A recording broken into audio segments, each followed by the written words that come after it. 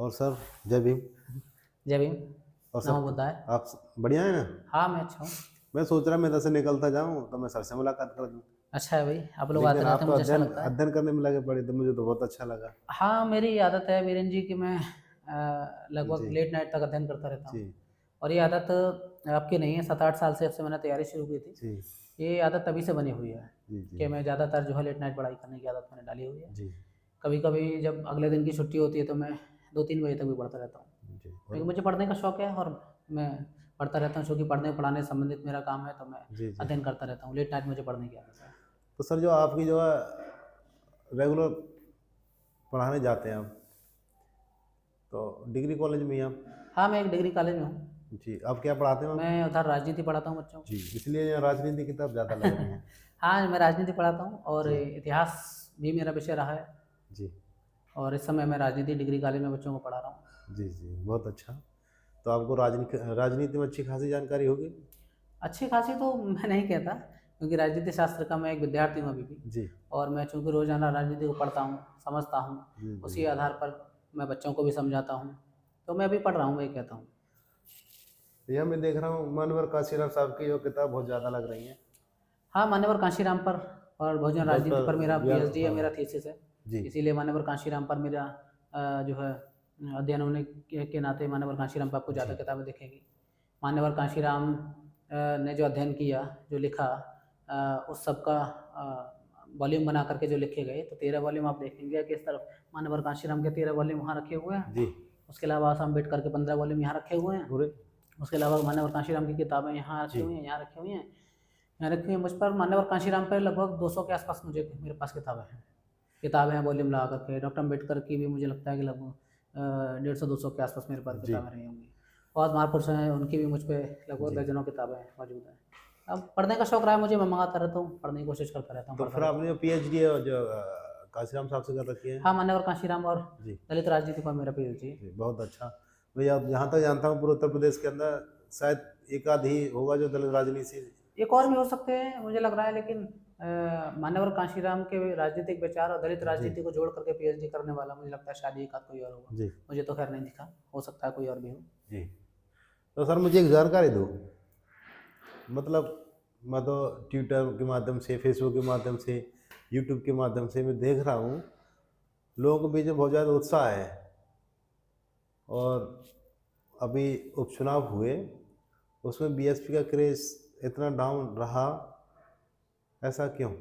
देखिए, बीएसपी 1984 में मान्यवर कांशीराम ने बीएसपी बनाई। जी जितना अध्ययन मैंने मान्यवर कांशीराम पर किया, बीएसपी पर मेरा अध्ययन है, जी मेरे पेपर बीएसपी पर मैंने लिखे हुए हैं। जी तो मैंने ये देखा है कि बीएसपी 1984 में बनी, उससे पहले मान्यवर कांशीराम ने लंबे समय तक मिशन चलाया। जी और 1964 में मान्यवर कांशीराम ने जी अपनी नौकरी त्याग दी और वो समाज के लिए 1964 में समर्पित भाव से निकल गए। जी उन्होंने अपना परिवार त्याग दिया, उन्होंने अपना जो वैवाहिक जीवन था उसकी तिलांजलि दे दी जी और पूरी तरह से समाज में समर्पित होकर वो निकल आए। जी और 1964 में आप देखेंगे मान्यवर कांशीराम निकले और 1984 में पार्टी बनाई। जी तो 1964 से लेकर के 1984 तक 20 साल मान्यवर कांशीराम ने मिशन चलाया, जी जिसमें बामसेब बनाई, उसके बाद DS4 बनाया, उसके DS4 के बाद में बहुजन समाज पार्टी बनाई। जी तो बहुजन समाज पार्टी जब बनी उसके बाद बहुत तेज़ी के साथ में मान्यवर कांशीराम ने राजनीतिक तौर पर भी पूरी भारतीय राजनीति में एक मजबूत दखल अपना स्थापित किया। जी और मुझे लगता है कि बहुजन समाज पार्टी से बड़ा कोई उदाहरण नहीं होगा जी कि महज 10 साल में इस पार्टी ने देश के सबसे बड़े सूबे में ना सिर्फ मुख्यमंत्री दिया अपना, बल्कि एक दलित मुख्यमंत्री दिया और दलित में भी एक महिला मुख्यमंत्री। माननीय बहन जी 1995 में 2 जून 1995 को 3 जून 1995 को उत्तर प्रदेश की पहली बार मुख्यमंत्री बनी। तो 10 साल में एक बहुत भारी परिवर्तन बहुजन राजनीति में देखने को मिला बहुजन समाज पार्टी के माध्यम से। उसके बाद में 1997 में बहन जी दोबारा मुख्यमंत्री बनी। उसके बाद 2002 में बहन जी तीसरी बार मुख्यमंत्री बनी। उसके बाद 2007 में बहन जी अपने बहुजन समाज पार्टी के स्वयं की बहुमत से चौथी बार मुख्यमंत्री बनी। और मुख्यमंत्री चौथी बार बनने के बाद आप देखेंगे कि 2007 से 2012 तक सरकार चलाई बहुजन समाज पार्टी ने। उसके बाद बहुजन समाज पार्टी आप देखेंगे कि उसका जो जनाधार है वो निरंतर जो है खिसकता गया। ना सिर्फ सीटें उनकी खिसकती गई, बल्कि जनाधार भी उनका धीरे धीरे जो है खिसकता गया। आप देखें 2006 6 में मैं देखता हूँ कि 2006 में जब बहुजन समाज पार्टी की सरकार बनी, तो vote share Bahujan Samaj party का 31% लगभग था और सीटें उनकी 206 आई। उसके बाद आप देखें कि 5 साल में 2012 में जब चुनाव बहुजन समाज पार्टी ने लड़ा, तो वोट शेयर भी कम हुआ और वोट शेयर कम होने के बाद में सीटें भी कम हुई, 85 सीटें उनकी रह गई। उसके बाद 2017 में उन्होंने चुनाव लड़ा, 2017 से पहले 14 का चुनाव लड़ा, 14 में सारी सीटें उनके हाथ से चली गई। उसके बाद 17 में चुनाव लड़ा, 17 में 85 से घट करके 19 सीटें रह गई। उसके बाद फिर 2019 का चुनाव लड़ा, 2019 में समाजवादी पार्टी के साथ मिलकर के लड़ा, 10 सीट आई। उसके बाद 2022 का चुनाव लड़ा, 2022 के चुनाव में आप देखें सिर्फ एक सीट बलिया एक विधानसभा है वहाँ से निकल कर के आई और 2024 में आप देखें लोकसभा के चुनाव में तो 0 की स्थिति पर आ गए। तो जो वोट 2007 में 31-32% के आसपास था, वो वोट शेयर घट करके आज आप देखें 9-9.5% के आसपास जो आकर के रह गया है। तो ये जो ढलान है, न सिर्फ सीटों का ढलान है बल्कि आप देखें कि वोट शेयर का भी ढलान है। एक समय बहुजन समाज पार्टी के साथ में पिछड़े अति पिछड़े मुस्लिम समाज भी मजबूती से जो है जुड़ा हुआ था और आज मैं देख रहा हूँ कि मुस्लिम समाज भी बहुजन समाज पार्टी के साथ नहीं खड़ा हुआ है, पिछड़ा और अति पिछड़ा समाज भी बहुजन समाज पार्टी को छोड़ के जा चुका है और सवर्ण जो समाज है वो बहुजन समाज पार्टी के पास कभी उस तरह से रहा भी नहीं, आज भी नहीं है। और उसके अलावा जो दलित समाज है, मैं देखता हूँ कि दलित समाज का भी एक बहुत बड़ा हिस्सा जो है बहुजन समाज पार्टी से जो है छिटक करके जा चुका है। अब इसका कारण क्या है? इसके कारण में आप देखें तो बहुत सारे कारण हो सकते हैं, लेकिन कुछ जो महत्वपूर्ण कारण हैं जिनमें मैं देखता हूँ वो आप ये देखें कि कोई भी पॉलिटिकल पार्टी जब ऊपर की तरफ जाती है या नीचे की तरफ आती है तो जब उसका ग्राफ जब बढ़ता है या घटता है, दोनों ही सूरतों में उसकी लीडरशिप पे ये चीज़ें ज़्यादा डिपेंड करती हैं। तो आप देखें बहुजन समाज पार्टी की लीडरशिप मान्यवर कांशीराम के हाथ में रही तो बहुत तेज़ी के साथ ऊपर गई। उसके बाद माननीय बहन जी ने भी बहुजन समाज पार्टी को बहुत तेज़ी के साथ ऊपर लेकर के गई। लेकिन उसके बाद आप देखें कि तेज़ी से जब नीचे गिरना शुरू हो गया तो उसका कारण भी लीडरशिप है। जैसे बहुजन समाज पार्टी के जो लोग हैं, मुझे लगता है कि उनको ये समझना चाहिए कि लीडरशिप को लेकर के मान्यवर कांशीराम ने क्या कहा या क्या लिखा, हमें वो समझना चाहिए। बाबा साहब डॉक्टर भीमराव अम्बेडकर जो पूरी ये बहुजन पृष्ठभूमि जिन्होंने तैयार की, उन्होंने लीडरशिप के बारे में क्या कहा ये हमें याद रखना चाहिए। उसके बाद अपनी लीडरशिप तैयार करनी चाहिए। तो मैं 2 महापुरुषों के बारे में बताऊं कि वो लीडरशिप के बारे में क्या कह रहे हैं। तो डॉक्टर अम्बेडकर 1942 में लीडरशिप के बारे में कह रहे हैं कि जो वंचित समाज की लीडरशिप होगी, जो दलित समाज की लीडरशिप होगी, उसके लिए उन्होंने कहा कि उस लीडरशिप को हाईली एजुकेटेड होना जरूरी है, यानी कि जो दलित समाज की राजनीति करेगा उसका उच्च शिक्षित होना बहुत जरूरी है। एक बात उन्होंने कहा कि दूसरी बात उसको समाजशास्त्र की नॉलेज होनी चाहिए, उसको इतिहास की नॉलेज होनी चाहिए, उसको राजनीति की नॉलेज होनी चाहिए, उस अर्थशास्त्र की नॉलेज होनी चाहिए। इन विषयों की उन्हें गंभीर समझ होनी चाहिए। उसके बाद उन्होंने कहा कि तीसरा उन्होंने सबसे बड़ी महत्वपूर्ण बात कही डॉक्टर अम्बेडकर ने, वो कहते हैं कि जो दलित समाज की राजनीति करेगा उसे कभी पार्ट टाइम राजनीति नहीं करनी चाहिए। यानी कि दलित समाज की राजनीति कर रहा है उसे फुल टाइम राजनीति करनी चाहिए। और इन अगर बिंदुओं पर खरा हम देखें कि आज की दलित पॉलिटिक्स कहाँ उतरती है, तो बाबा साहब ने कहा हाईली एजुकेटेड। मुझे लगता है कि बहुत सारे लोग पढ़े हुए हो सकते हैं, लेकिन मैं कहूँ कि उच्च शिक्षित हैं ऐसे मुझे बहुजन समाज पार्टियाँ बहुत कम ही लोग मिलते हैं। दूसरा बाबा साहब अम्बेडकर ने कहा कि उन ऐसे लोग जो दलित समाज की राजनीति करेंगे उन्हें इतिहास की गंभीर समझ होनी चाहिए, राजनीति की गंभीर समझ होनी चाहिए, अर्थशास्त्र की गंभीर समझ होनी चाहिए। मुझे लगता है कि बहुजन समाज पार्टी में 1-2 लीडर को अगर मैं छोड़ दूँ तो उसके बाद मुझे शायद ही कोई नज़र आता हो जिसको समाज की, राजनीति की, इतिहास की इतनी गंभीर समझ है। बाबा साहब अम्बेडकर को जिसने गंभीरता से पढ़ा हो। तो जब बाबा साहब अम्बेडकर ने लीडरशिप के बारे में क्या कहा, उस लीडरशिप के बारे में हमने पढ़ा ही नहीं बहुजन समाज पार्टी के लोगों ने, और उसको समझा ही नहीं किस तरीके से लीडरशिप तैयार करनी है। तो आप देखें 2007 या उससे पहले ही मैं देखता हूँ कि धीरे धीरे करके गिराव आना शुरू हो गया, क्योंकि जो लीडरशिप तैयार होनी चाहिए थी, जो समझ के आधार पर लीडरशिप तैयार होनी चाहिए थी, वो लीडरशिप तैयार नहीं। दूसरा आप देखें कि मान्यवर कांशीराम ने लीडरशिप के बारे में क्या कहा। मान्यवर कांशीराम ने बहुत अच्छी बात कही। कांशीराम जी ने कहा कि लीडरशिप 2 तरीके की होती है, एक कैडर की लीडरशिप, दूसरी आयातित लीडरशिप जो हम बाहर से इंपोर्ट करेंगे। अब उन्होंने कहा कि जो कैडर की लीडरशिप है वो सिर्फ SC, ST, OBC और माइनॉरिटी के लोगों को कैडर की लीडरशिप दी जा सकती है, और जो कैडर की लीडरशिप होगी उस लीडरशिप को आप जो है जो बाहर से लीडरशिप को हम लोग ले रहे हैं उस लीडरशिप के हमेशा ऊपर ही रखना होगा। मान्यवर साहब क्या करें कि हम कैडर के माध्यम से अपनी लीडरशिप तैयार करेंगे और वो लीडरशिप SC, ST, OBC की होगी, उस लीडरशिप को हमेशा हम ऊपर रखेंगे। अब चूँकि बहुत सारी सीटें ऐसी हैं जो अनरिजर्व भी रहती हैं, तो जनरल समाज की जो लीडरशिप है उसको भी हम बाहर से लेकर के आएंगे, यानी कि उन्होंने कहा कि ये आयातित लीडरशिप होगी, ये बाहर से आयात करके लानी। जी लेकिन इस लीडरशिप को मान्यवर कांशीराम कह रहे हैं कि इस लीडरशिप को कभी भी जो कैडर की लीडरशिप है उसके ऊपर तवज्जो हम नहीं देंगे।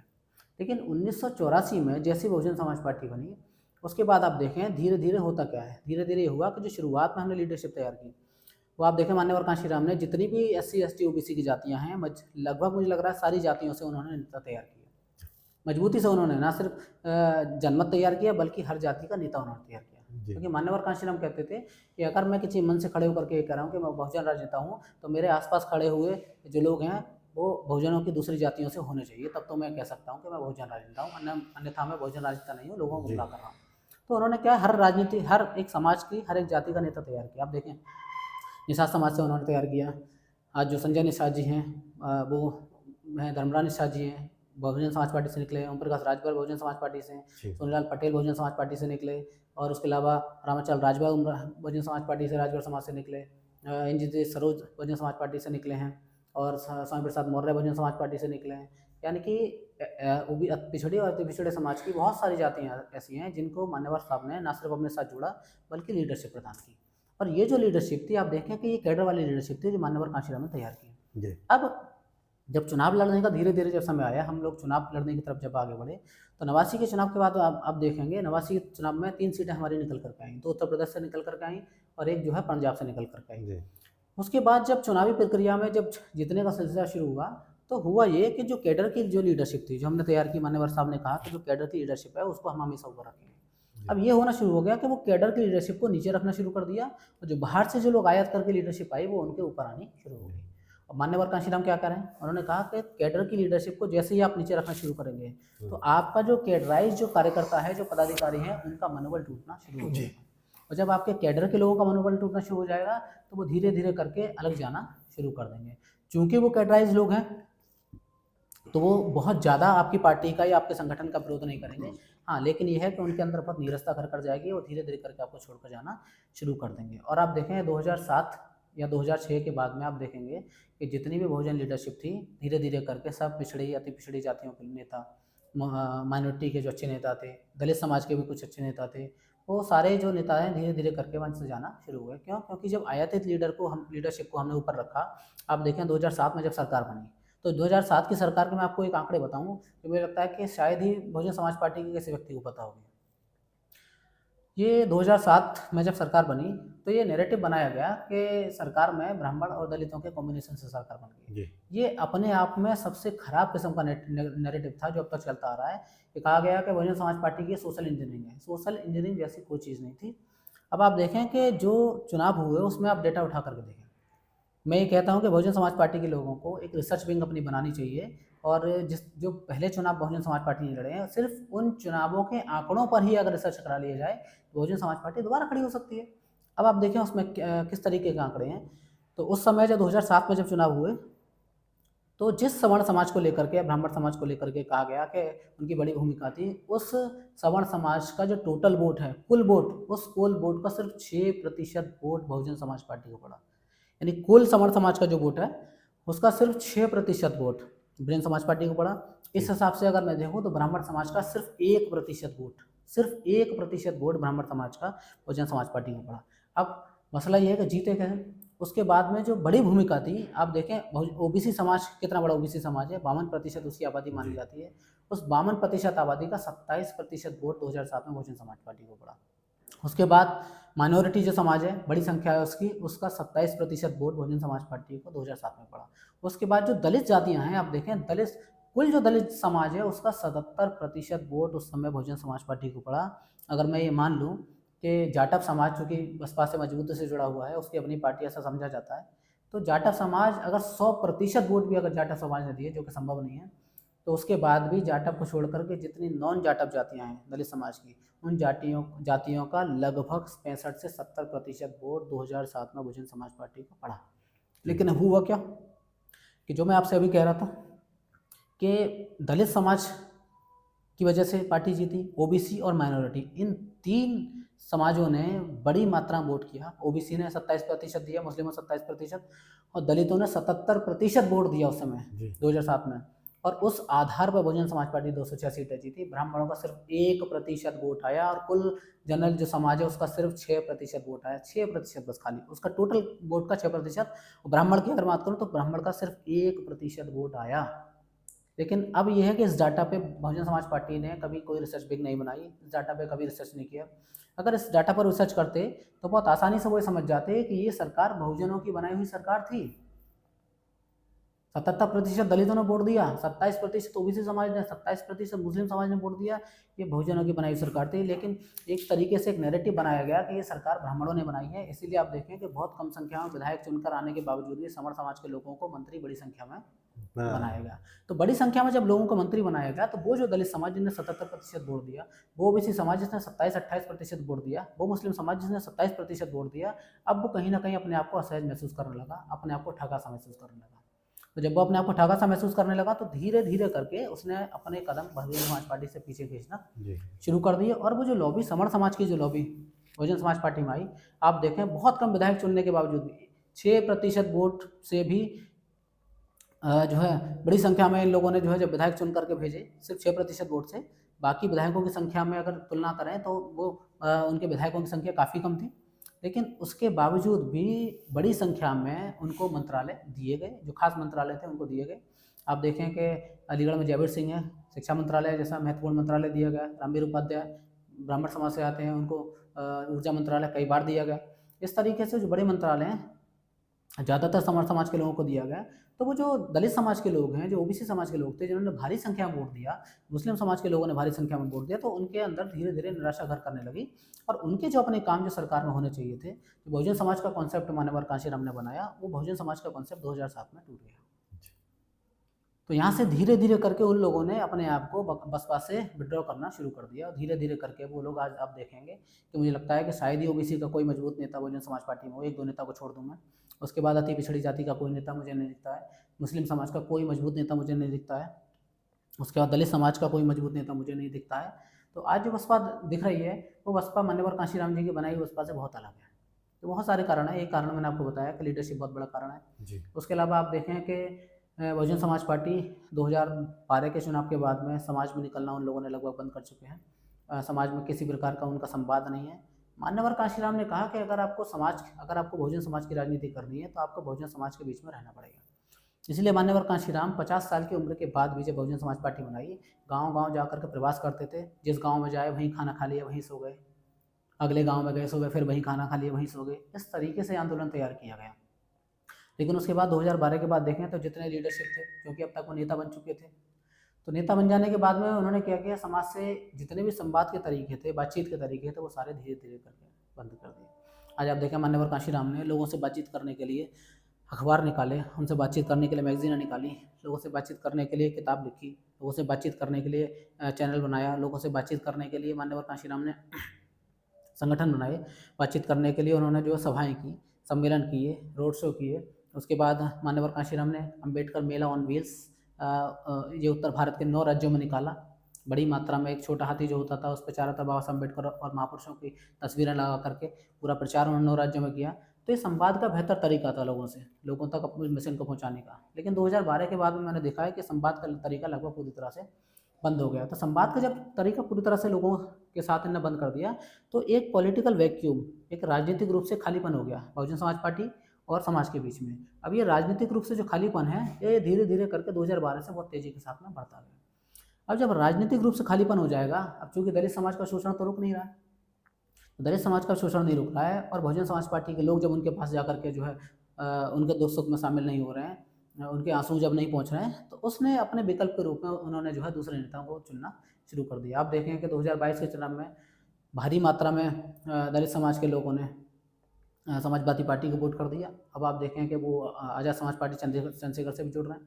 तो उसका कारण भैया कि जो पॉलिटिकल वैक्यूम पैदा हुआ है, राजनीतिक रूप से जो जगह खाली रह गई है, जो बहुजन समाज पार्टी के ही स्थानीय लीडर कहता हूँ माननीय बहन जी ने बहुत संघर्ष किया है, लेकिन जो स्थानीय लीडरशिप है मुझे लगता है कि इसने इस मामले में बहुत ख़राब प्रदर्शन किया है और इनकी किसी प्रकार की कोई जिम्मेदारी बहुजन समाज पार्टी में तय नहीं।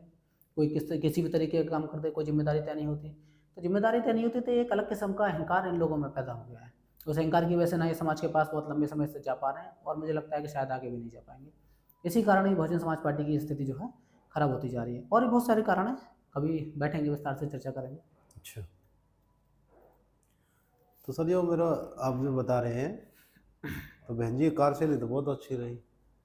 हाँ, माननीय बहन जी, मुझे लगता है कि बाबा साहब अम्बेडकर के बाद मान्यवर कांशीराम जी, और मान्यवर कांशीराम जी के बाद बहुजन राजनीति में, बहुजन इतिहास में माननीय बहन जी का नाम स्वर्णिम अक्षरों में लिखा जाएगा, इसमें कोई दो राय नहीं। बहुत संघर्ष किया माननीय बहन जी ने, मैंने उनका इतिहास पढ़ा है। आप देखें कि बहन जी को बहन जी, माननीय बहन जी पर ही मेरे पास बहुत सारी किताबें हैं। देखें, ये बहन जी का नाम से किताब लगी हुई है, हाँ, दिख रही है देख रहा हूँ ना बहन मैं। जी, उसके नीचे बहुजन समाज उसकी राजनीति, बहन जी की खुद की लिखी किताब है। उसके पास बहन जी बहुजन से सर्वजन तक, ये उनकी किताब है। जी, सामाजिक परिवर्तन बीएसपी उनकी किताब है। माया जैसा कोई नहीं उनकी किताब है ना। तो माननीय बहन जी पर ही मेरे पास में दर्जनों किताबें हैं। जी, तो मैंने समझा है बहन जी के संघर्ष को। मैंने देखा है कि 1980 के दौर में एक महिला, वो भी दलित समाज की बच्ची, 20-21 साल की, 22 साल की, आप देखें किस तरीके से साइकिलों से गांव-गांव की यात्रा कर रहे हैं, साइकिलों से गांव-गांव जा कर के जोड़ रहे हैं।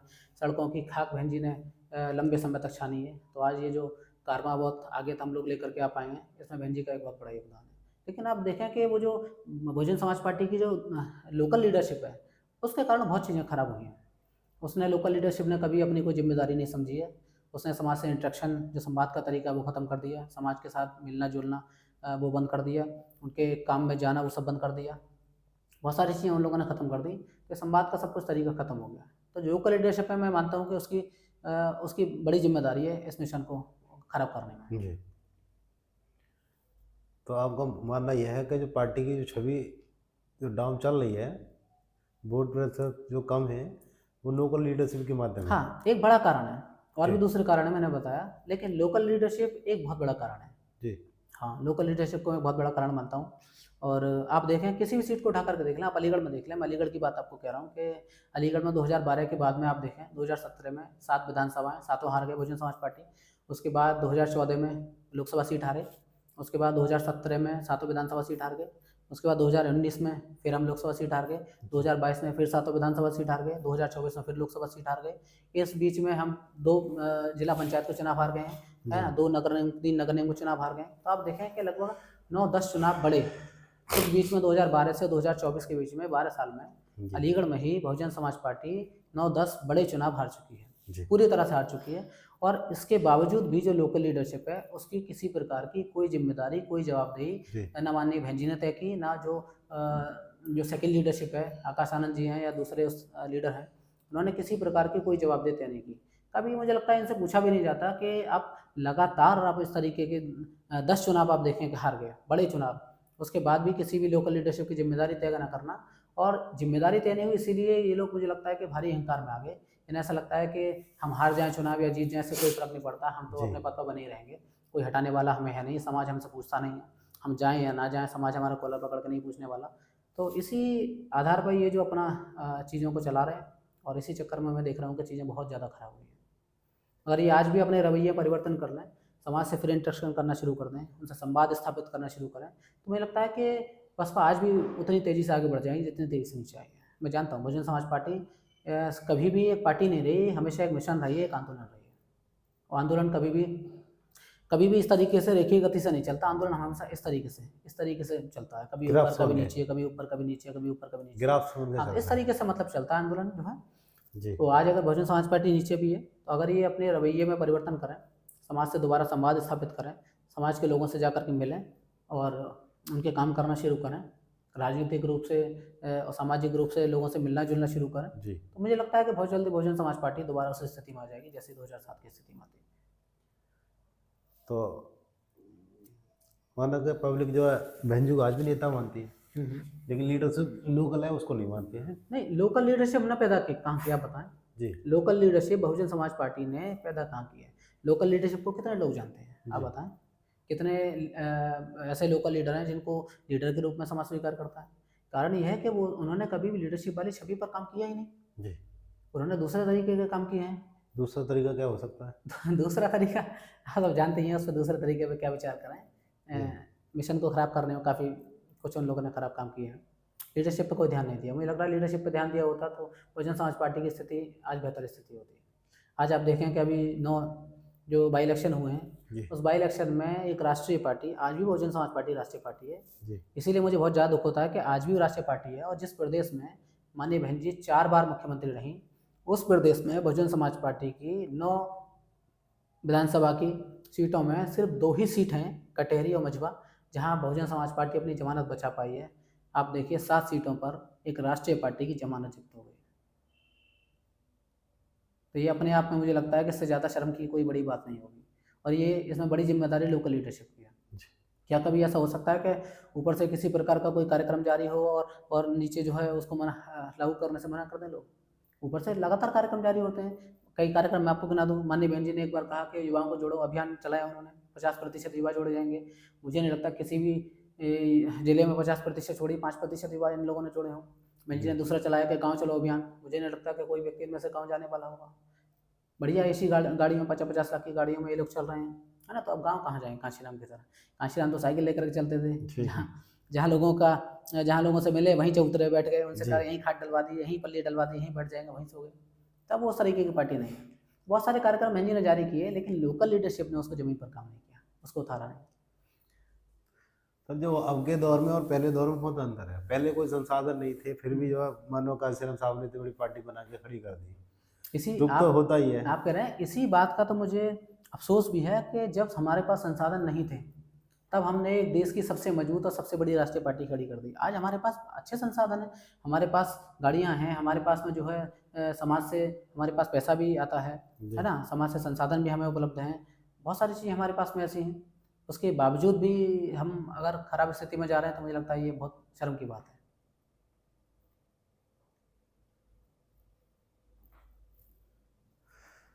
तो इसको सुधार करने के लिए क्या किया जाए? सुधार करने के लिए मैंने कहा बहुत सारे काम हैं, हमेशा कहता हूँ, लेकिन मुझे जी लगता है कि मेरे अलावा भी बहुत सारे लोग ऐसे हैं जो सोशल मीडिया के माध्यम से 2-3 दर्जन चैनल ऐसे हैं जो अच्छे हैं, जो बहुजन समाज पार्टी को ही रोज़ाना ये कोशिश करते हैं कि उनमें कुछ सुधार किए जाए, इस तरीके के बहुत सारे सुझाव देते हैं। मुझे लगता है कि उन्हीं की बात को नहीं सुन रहे तो मेरी बात को क्या सुनेंगे? जी तो किसी प्रकार के सुझाव देने का मुझे लगता है कोई औचित्य नहीं बहुजन समाज पार्टी के लोगों को, क्योंकि सुधार करना होता तो कई सालों से ये चीज़ें चल रही हैं, कोई आशा नहीं है। लगातार चुनाव हार रहे हैं, उसके बावजूद भी समीक्षा नहीं हो रही है, सुधार करने की कोई गुंजाइश कोई कोशिश नहीं कर रहे हैं, तो फिर इस तरीके के सुझाव देने को मुझे तो लगता है कोई समीक्षा तो मतलब बहन जी को करनी चाहिए। हाँ, समीक्षा बहन जी करती हैं, लेकिन मसला क्या है कि जैसा मैं मानता हूँ कि बहन जी की उम्र भी बहुत हो गई है, 70 साल के लगभग जी बहन जी की उम्र है। तो ये जो लोकल लीडरशिप है इसकी मैं कर रहा हूँ और बहन जी के नीचे जो लीडरशिप है, उनसे इनका ठीक-ठाक तालमेल है। तो आप जी देखें कि ये जो लोकल लीडरशिप है, ये उन्होंने उनसे तालमेल बना लिया है, तो सही जानकारी माननीय बहन जी तक नहीं पहुँच पाती है, ये मैं जानता हूँ। इसीलिए बहन जी जब ऊपर से किसी प्रकार का कार्यक्रम जारी करते हैं, तो ये लोग उसे ज़मीन पर नहीं पहुँचाते हैं। जी तो जब बहन जी समीक्षा करती हैं, तो गलत रिपोर्टें बहुत बार भी पेश की गई हैं। अभी मैंने बहन जी की समीक्षा बैठक में लाइव बैठक में जब मैंने देखा कि एक जिलाध्यक्ष एक जो है नेता से बहन जी ने पूछ लिया कि आपने कितने युवाओं को जोड़ा, तो वो बता नहीं पाया। जी तो मैं समझ गया था कि ये फर्जी किस्म की चीज़ें भी माननीय बहन जी तक पहुँचा देते हैं। तो इस तरीके की चीज़ें चल रही हैं, तो मुझे लगता है कि सही जानकारी बहन जी तक नहीं पहुँचती है, इसीलिए चीज़ें बहुत ख़राब हो रही हैं। सिस्टम खराब है।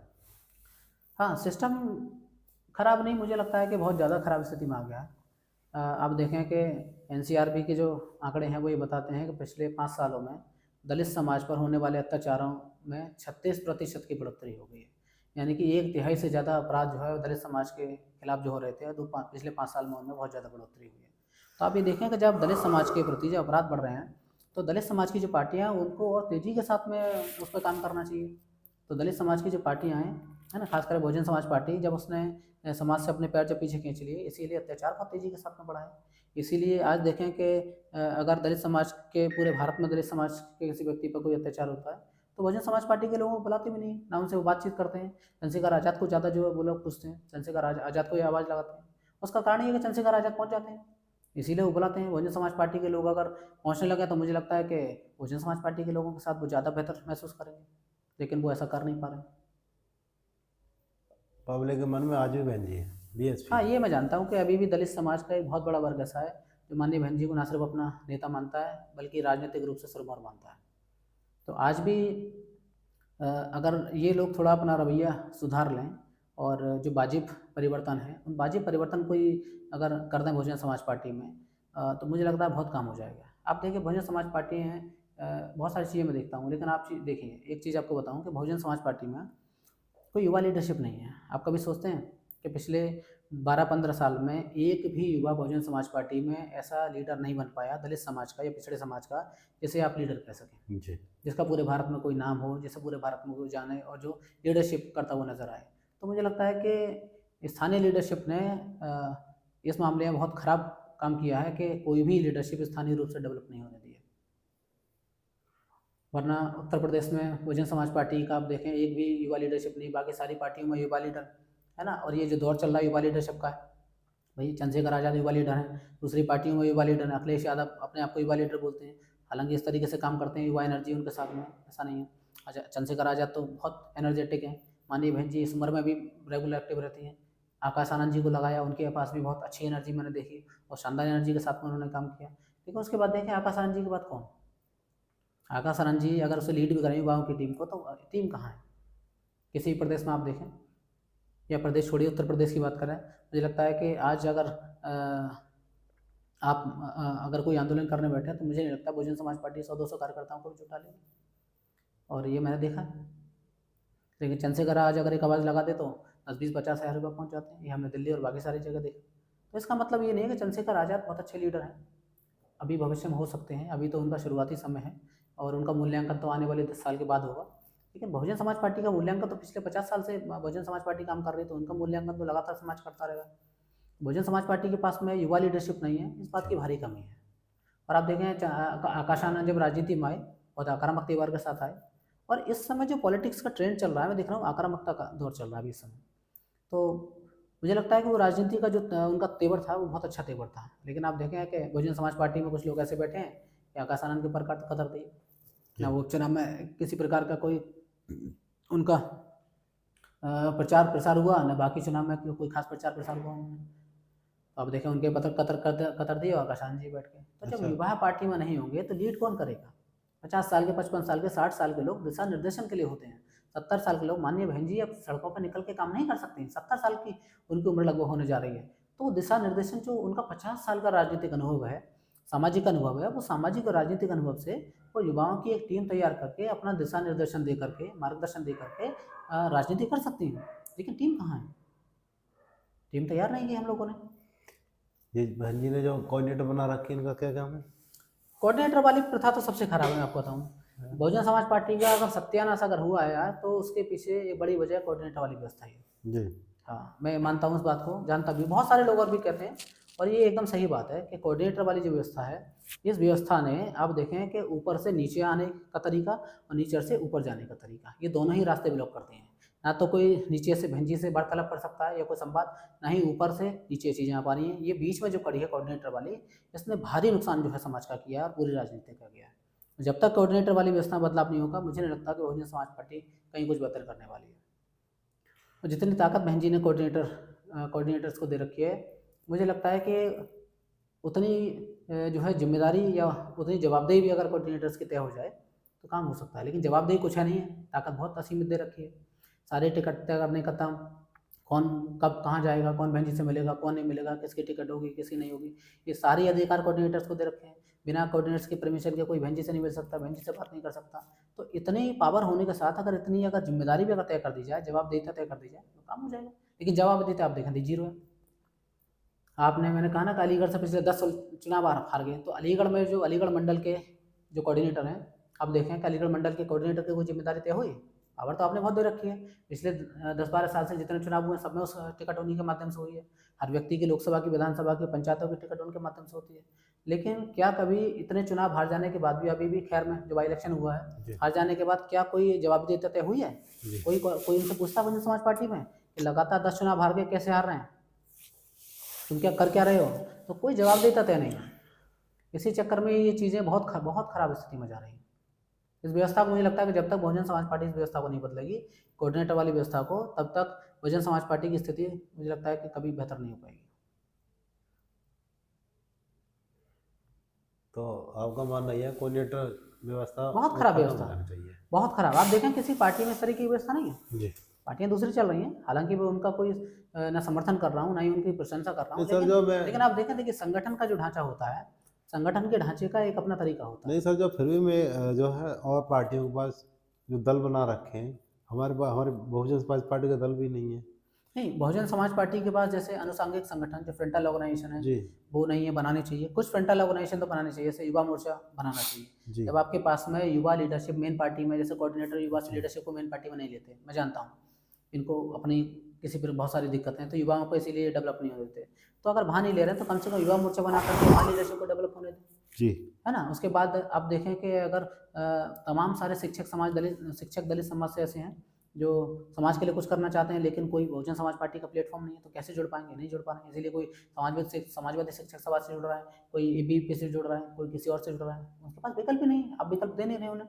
बहुत सारे किसान भी अपने समाज के ऐसे हैं जो अपनी भूमि है 4 बीघा 6 बीघा 8 बीघा, तो उन्होंने अपने छोटे छोटे संगठन बना रखे हैं, क्योंकि जी बहुजन समाज पार्टी ने कोई प्लेटफॉर्म नहीं दिया। आप किसान मोर्चा कुछ बना देते तो वो हाँ उनको एडजस्ट किया जा सकता था। तो बहुत सारे ऐसे छोटे छोटे प्रेशर ग्रुप्स की तरह काम कर रहे हैं, लेकिन बसपा ने कोई विकल्प उनको नहीं दिया। जी इसीलिए बसपा में आप देखें सारी तरीके की जितनी लीडरशिप है सब बंद है।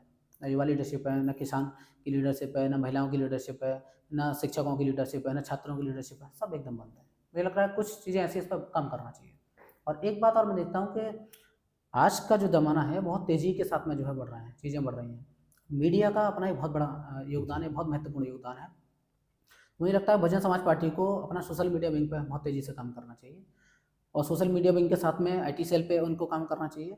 क्योंकि आप देखें कि आईटी सेल या सोशल मीडिया से होता क्या, 2 काम होते हैं। पहला, आप अपना नैरेटिव सेट करते हैं। दूसरा, कोई व्यक्ति आपकी पार्टी आपके खिलाफ नैरेटिव सेट करता है, कोई पार्टी, आप उसका काउंटर नैरेटिव तैयार करते हैं। तो नैरेटिव और काउंटर नैरेटिव के लिए आईटी सेल और सोशल मीडिया विंग अपनी जो है जितनी पार्टियां हैं सबकी संचालित हैं। जी और बहुजन समाज पार्टी के पास में अपना आईटी सेल नहीं है, कोई सोशल मीडिया विंग नहीं, इसीलिए जब उनके खिलाफ कोई प्रोपेगेंडा फैलाता है तो बहुत आसानी से वो समाज में घर कर जाता है, बहुत आसानी से उनके समाज को बरगला दिया जाता है। क्यों? क्योंकि उनके पास में काउंटर नैरेटिव के लिए कोई सोशल मीडिया आईटी सेल नहीं है। उसके बाद उनका अपना कोई नैरेटिव जब बनाते हैं, किसी प्रकार का कोई कार्यक्रम उन्होंने बनाया, तो वो लोगों तक पहुंचाने का माध्यम क्या आपके पास में? जी जी तो आपके पास कोई माध्यम नहीं है। तो नैरेटिव और काउंटर नैरेटिव ये दोनों ही आप बस बहुजन समाज पार्टी नहीं कर पा रही है, क्योंकि आईटी सेल और मीडिया ना होने की वजह से अपना नैरेटिव बन पाता है, ना कोई आपके खिलाफ आपके समाज को जब गुमराह करता है तो आप काउंटर नैरेटिव भी नहीं बना पाते हैं। तो ये बहुत जरूरी है, सोशल मीडिया विंग और आईटी सेल वगैरह बनाना चाहिए।